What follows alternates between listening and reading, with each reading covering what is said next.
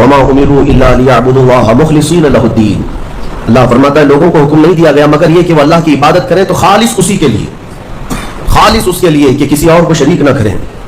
حتیٰ کہ اگر آپ نماز پڑھ رہے ہیں اور آپ کو دل میں یہ احساس ہونے لگے کہ اتنے لوگ مجھے دیکھ رہے ہیں تو میں سیدھا ہو جاؤں نماز پڑھنے کے لیے، تو اگر لوگوں کے دکھاوے یا ریاکاری کی نیت آئی تو اس کو شرک خفی کہا گیا ہے.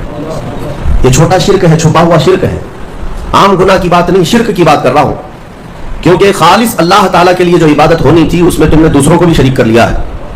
دوسروں کی رضا، دوسروں کے خیال، دوسروں کی مرضی، یہ ایک ایسا مرض ہے جس نے ہمیں پکڑ رکھا ہے. آج لوگ کیا بولیں گے، لوگ کیا کہیں گے، اسی مرض میں پوری زندگی گزر جاتی ہے.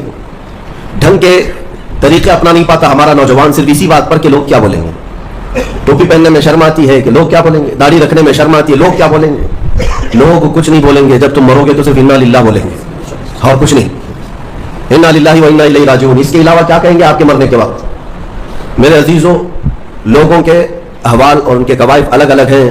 تم اگر لوگوں کے لیے جیتے رہو گے تو کبھی قرار اور سکون نہیں آ سکتا. اسی لیے صحابہ اکرام رضوان اللہ تعالی علیہم اجمعین علی اعلان یہ کہتے تھے.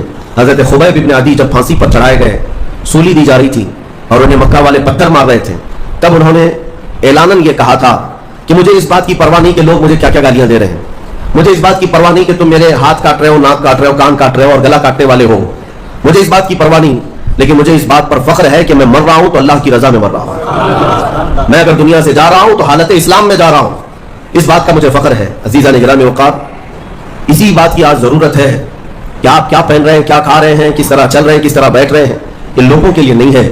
ہماری زندگی کے طور طریقے جو کچھ بھی ہونے چاہیے وہ اللہ اور اس کے رسول کے لیے.